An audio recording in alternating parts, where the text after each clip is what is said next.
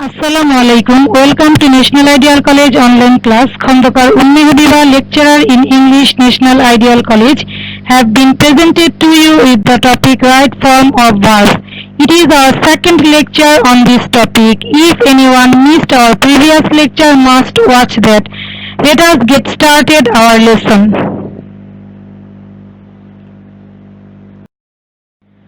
Rules of right form of verbs. As if or as though. We get as if or as though in complex sentences.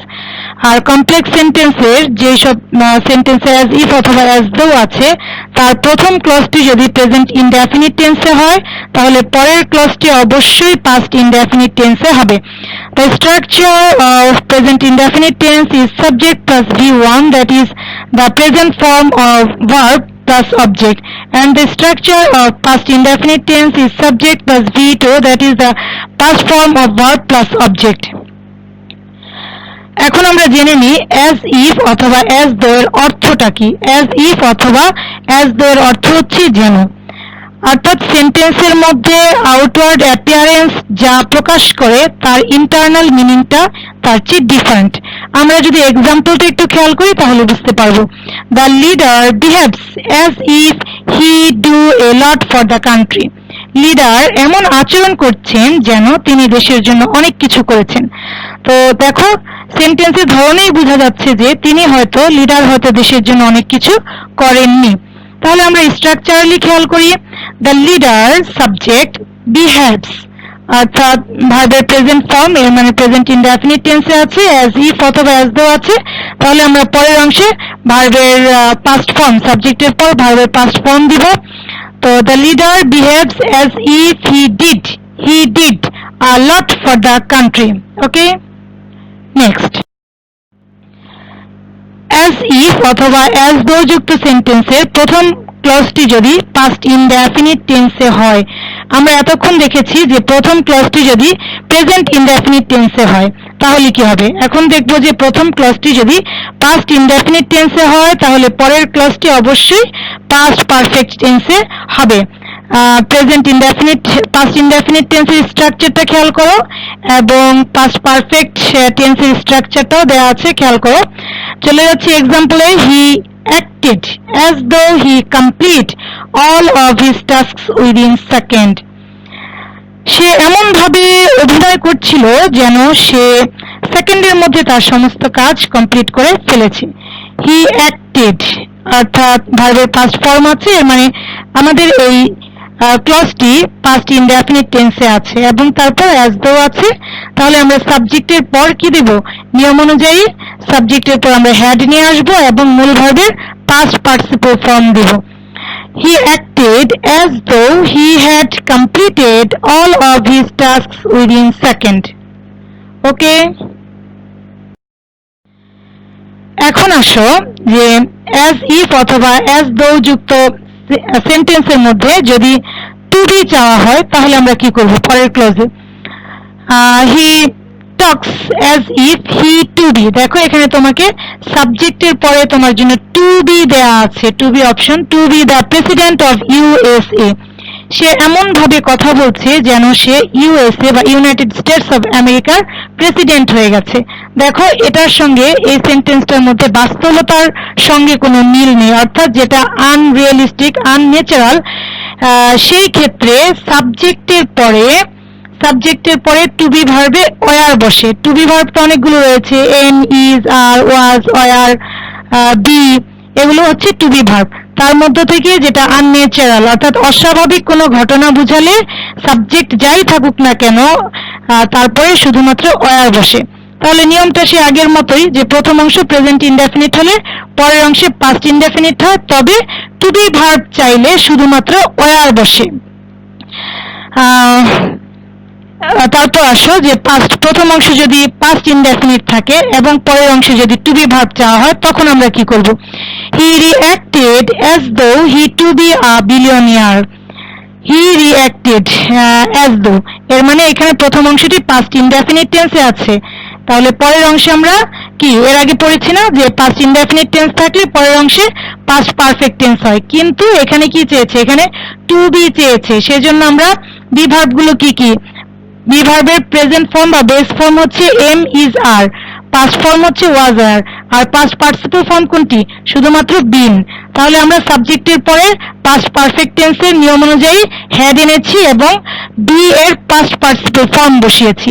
তো অ্যান্সারটা কি দাঁড়ালো? হি reacted as though he had been a millionaire. বুঝতে পেরেছো সবাই? Next, it is time or it is high time plus 2 plus v1 plus object.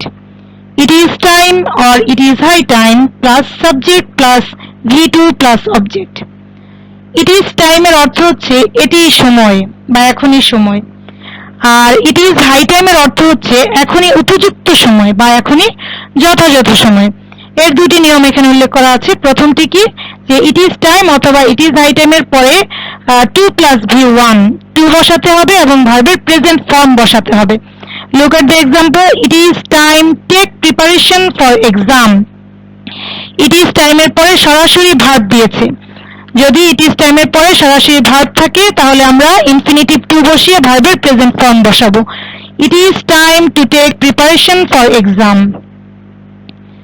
Look at the second example. It is high time we help the helpless people of our country. It is time অথবা it is high time এর পরে যদি subject থাকে তাহলে আমরা ভার্বের past form বসাবো। তাহলে কি হবে answer? It is high time we helped the helpless people of our country. Next, lest plus subject plus should or might plus v1 plus object. lest এর অর্থ হচ্ছে নতুবা, পাছে ভয় হয় যে, এই জাতীয় অর্থ প্রকাশ করে। শুধু একটি কথাই মনে রাখতে হবে লেস্টের ক্ষেত্রে, সেটি হচ্ছে যে লেস্ট যুক্ত সেন্টেন্সে সাবজেক্টের পরে তোমাকে শুড অথবা মাইট বসাতে হবে এবং ভার্বের বেস ফর্ম। আমরা তো জানি যে মডেল অক্সিলারি ভার্বগুলির পরে কি হয়, ভার্বের প্রেজেন্ট ফর্ম সবসময় বসে। এক্সাম্পলটা খেয়াল করো, take protective measures lest you catch corona virus. যে প্রোটেক্টিভ মেজার্স গ্রহণ করো নতুবা তোমাকে করোনা ভাইরাস ধরবে। Take protective measures lest you subject you should অথবা might catch corona virus. Okay, next, no sooner had, scarcely had, hardly had। আমরা বাংলায় কথা বলার সময় কিছু কিছু ফ্রেজ ইউজ করে থাকি, যেমন যেতে না যেতে, বলতে না বলতে, করতে না করতে। তো এই ধরনের ফ্রেজগুলির ক্ষেত্রে ইংলিশে no sooner had ব্যবহৃত হয়ে থাকে। দেখো স্ট্রাকচারটা খেয়াল করো, no sooner had plus subject plus v3 ভার্বের পাস্ট পার্টিসিপল ফর্ম প্লাস দেন, এবং দেনের পরের অংশটি পাস্ট ইনডেফিনিট টেন্সে হবে, অর্থাৎ সাবজেক্টের পরে ভার্বের পাস্ট ফর্ম প্লাস অবজেক্ট। এখন স্ক্যারসলি হ্যাড, হার্ডলি হ্যাড এবং নো সুনার হ্যাড এই তিনটির গ্রামাটিক্যাল ব্যবহার এবং মিনিং এর দিক থেকে একই রকম, পার্থক্য শুধুমাত্র একটি জায়গায়। সেটি কোথায়? সেটি হচ্ছে নো সুনার হ্যাড এর পরে ডট ডট মাঝখানে সাবজেক্ট এবং ভার্বের পাস্ট পার্টিসিপল ফর্ম। তো এই অংশটার পরে নো সুনার হ্যাড এর ক্ষেত্রে আছে দেন, আর স্ক্যারসলি হ্যাড অথবা হার্ডলি হ্যাড এর ক্ষেত্রে হোয়েন অথবা বিফোর। আর এছাড়া কোনো পার্থক্যই নেই। এক্সাম্পলটি দেখো, no sooner had I reach the airport then the plane leave. আমি এয়ারপোর্টে পৌঁছতে না পৌঁছতেই প্লেনটি ছেড়ে দিল। No sooner had I reach, আমরা জানি যে সেন্টেন্সের মধ্যে সাবজেক্টের পরে যদি হ্যাড থাকে তাহলে ভার্বের পাস্ট পার্টিসিপল ফর্ম হয়। এখন এখানে আমাদের সাবজেক্টের আগে হ্যাড আছে, এই হ্যাড হচ্ছে নো সুনার এর কারণে, নিয়মের কারণে হ্যাড আগে এসেছে, কিন্তু পাস্ট পারফেক্ট টেন্সের স্ট্রাকচার কিন্তু ঠিকই আছে, সাবজেক্ট আছে এবং হ্যাড আছে, সুতরাং আমরা এখানে ভার্বের পাস্ট পার্টিসিপল ফর্ম ইউজ করব এবং দেনের পরে পাস্ট ইনডেফিনিট টেন্সে গঠন করব বাকি অংশটি। No sooner had I reached the airport than the plane left. Leave এর পাস্ট ফর্ম হচ্ছে left। এখন এখানে যদি no sooner had না থেকে scarcely had থাকতো অথবা hardly had থাকতো, তাহলে scarcely had I reached the airport when অথবা before। the plane left. Okay, next. Before অথবা আফটার। আমরা জানি যে পাস্ট পারফেক্ট টেন্সের মধ্যে বিফোর এবং আফটার এই দুটি টার্ম রয়েছে, সময় উল্লেখ করার ক্ষেত্রে ব্যবহৃত হয়ে থাকে। যে অতীতকালে দুইটি কাজ সংগঠিত হয়, সেই দুইটি কাজের মধ্যে অপেক্ষাকৃত পূর্বে অনুষ্ঠিত কাজটির সঙ্গে পাস্ট পারফেক্ট টেন্স হয়, আর পরে সংগঠিত কাজটির সঙ্গে পাস্ট ইনডেফিনিট টেন্স হয়। তাহলে বিফোরের অর্থ হচ্ছে পূর্বে, তো এই বিফোরের পূর্বে হয় পাস্ট পারফেক্ট টেন্স, আর বিফোরের পরে হয় পাস্ট ইনডেফিনিট টেন্স। আর আফটারের অর্থ হচ্ছে পরে, তাহলে আফটারের পর past perfect tense. very clear to answer what will be in the first clause of after, past indefinite tense. এর মানে কি? তাহলে সহজ হিসাব, সহজ কথা হচ্ছে কি, বিফোরের পূর্বে পাস্ট পারফেক্ট টেন্স এবং আফটার অর্থ হচ্ছে পরে, আফটারের পরে পাস্ট পারফেক্ট টেন্স। আর বিফোরের হচ্ছে পরে পাস্ট ইনডেফিনিট, আর আফটারের হচ্ছে পূর্বে past indefinite. Sufian were PPE before he go outside, এখানে কিন্তু দুইটি কাজ রয়েছে। কি কি? যে পিপি পরিধান করা এবং বাইরে যাওয়া। দেখো তো, এই দুটি কাজের মধ্যে অপেক্ষাকৃত পূর্বে সংঘটিত হয়েছে কোন কাজটি? যে বাইরে যাওয়ার পূর্বে সুফিয়ান পিপি পরিধান করেছিল। তাহলে এই অংশটার মধ্যে পাস্ট পারফেক্ট টেন্স হবে এবং বিফোর আছে, আমরা জানি যে বিফোরের পূর্বে পাস্ট পারফেক্ট টেন্স হয়। Sufian had won, were or own ভার্বের past participle form, pp before he went outside। দেখো সাবজেক্ট আছে, সাবজেক্টের পরে ভার্বের past form। look at the second example, Diganta prepare himself to go to London after he complete his graduation। এখানেও দুইটি কাজ আছে। একটি কাজ কি? একটি কাজ হচ্ছে অতীতকালে দুইটি কাজের মধ্যে একটি হচ্ছে সে দিগন্ত চেয়েছিল, নিজেকে তৈরি করেছিল লন্ডন যাওয়ার জন্য। কখন? আফটার কমপ্লিট হিজ গ্রাজুয়েশন, তার গ্রাজুয়েশন ডিগ্রি কমপ্লিট করার পরে। এর মানে কি? এর মানে হচ্ছে গ্রাজুয়েশন ডিগ্রি আগে করেছে, আগে কমপ্লিট করেছে, তারপরে সে লন্ডন যাওয়ার জন্য নিজেকে প্রস্তুত করেছে। দিগন্ত prepared himself to go to London after he had completed his graduation. Okay, next.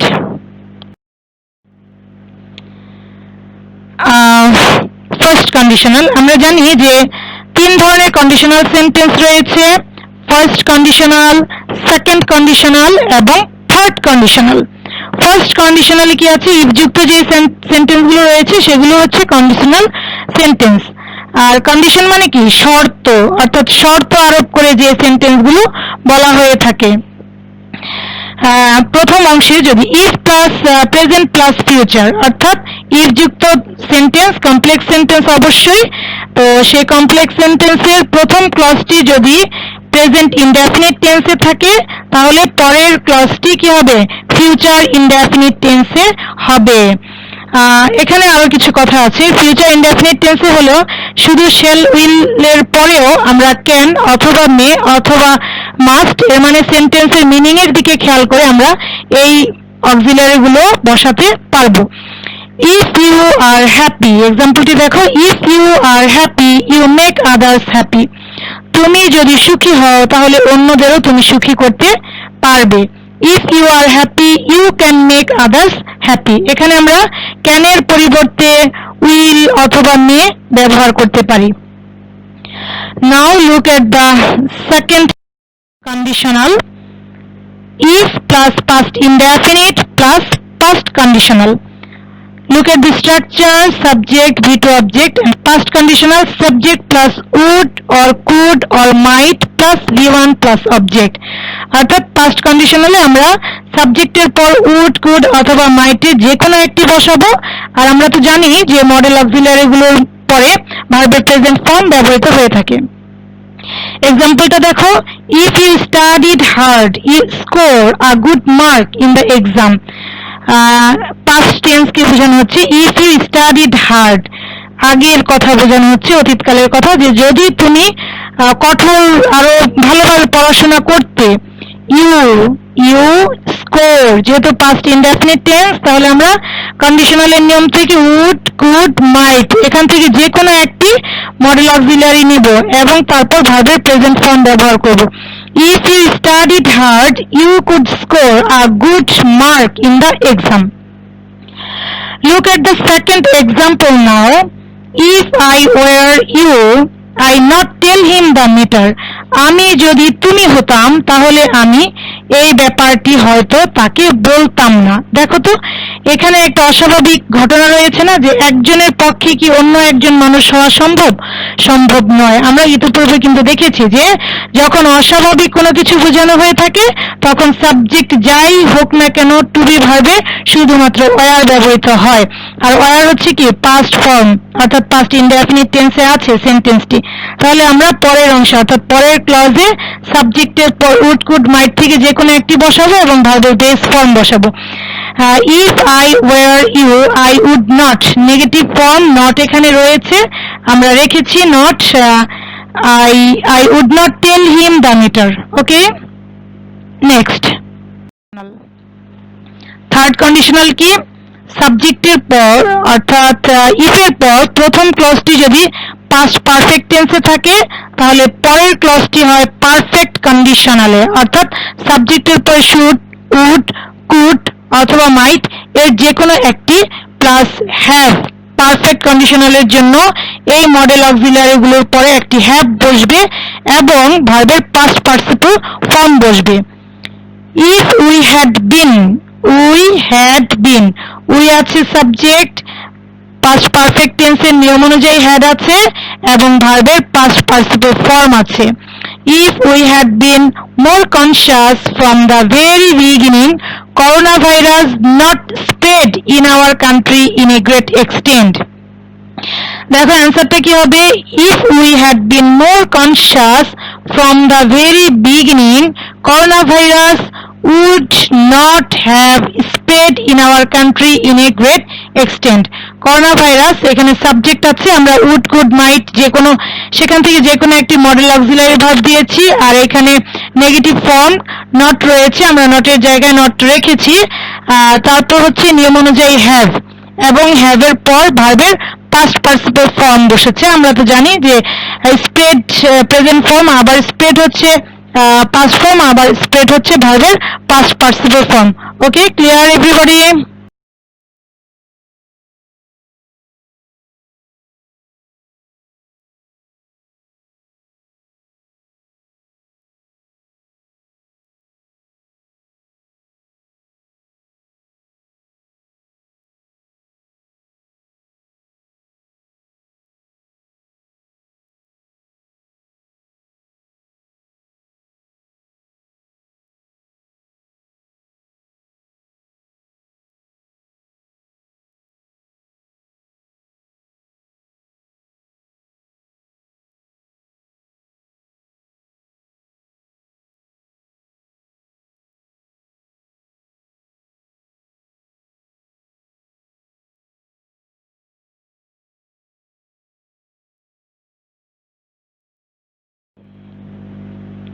Since, since দিয়ে সময় নির্দেশক বা সময় উল্লেখ করার ক্ষেত্রে সিন্স ব্যবহৃত হয়ে থাকে।